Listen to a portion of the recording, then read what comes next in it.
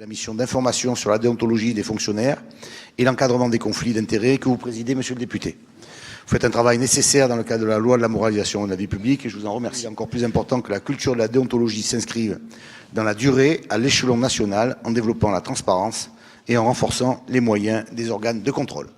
Madame la déontologue, vous avez la parole. La commission de déontologie que j'ai l'honneur de représenter ici devant vous a donc préconisé 14 recommandations. Vous êtes la seule région à disposer de cet outil de transparence avec des rapports uniques dans toute la France. Aucune autre région ne s'est livrée à cet exercice de transparence.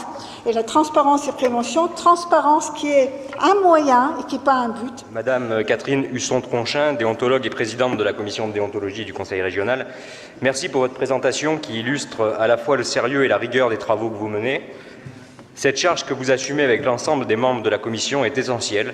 Elle renforce la confiance des citoyens dans la vie publique et politique.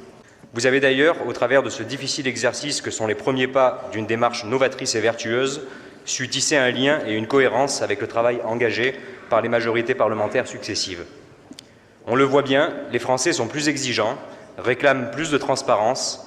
Cela se traduit par des mesures législatives et réglementaires qui provoquent une évolution mécanique dans l'ensemble des corps responsables de la vie publique, qu'il s'agisse des agents ou des élus. Nous partageons, agents et élus, pas le même statut, mais nous évoluons dans la même sphère morale et sur ce plan, nous partageons les mêmes impératifs, et notamment au plan de la probité et de l'intégrité. Il reste encore en France de nombreux chantiers à mener, mais je veux témoigner d'une formidable prise de conscience dans notre pays, on l'a vu à l'Assemblée nationale également. Au-delà des mots, ce sont les pratiques et les mœurs qui évoluent, une ère nouvelle laisse place à des méthodes rénovées. Les exigences de notre société contemporaine nous poussent collectivement à davantage de rigueur. Je veux quand même dire avec force que ce besoin de transformation, de mise en adéquation des pratiques et de l'exercice de fonctions électives ne laisse aucune place au doute et à la suspicion généralisée.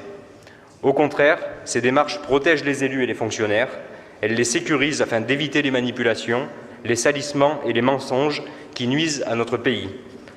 On constate d'ailleurs que ce sont souvent les mêmes qui hurlent à la collusion et au manque d'indépendance des instances de contrôle et en même temps ne participent d'aucune exemplarité. À l'image de votre opposition, Monsieur le Président, qui a voté contre toutes les délibérations en lien avec ces sujets. N'en déplaise à cela, les élus, les fonctionnaires et les agents publics travaillent dans leur très grande majorité à l'intérêt général et c'est important de le souligner. En septembre, j'ai donc été désigné président rapporteur de la mission parlementaire éthique et déontologie dans la fonction publique et de la lutte contre les conflits d'intérêts. Et après des dizaines d'heures d'audition, j'ai rendu un rapport qui ne s'est pas engagé dans une inflation législative, mais qui s'est surtout attaché à construire les outils de contrôle et de communication adéquats. Les propositions sont au nombre de 17 et quelques exemples pour vous informer.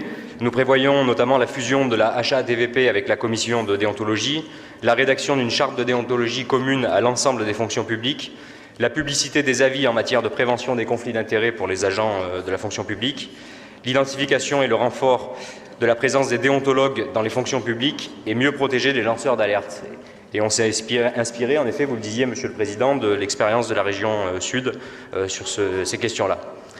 Merci donc de m'avoir invité à cette remise de rapport qui marque l'analogie des travaux engagés par le Conseil régional et l'Assemblée nationale. Je vous remercie pour ces quelques minutes d'attention.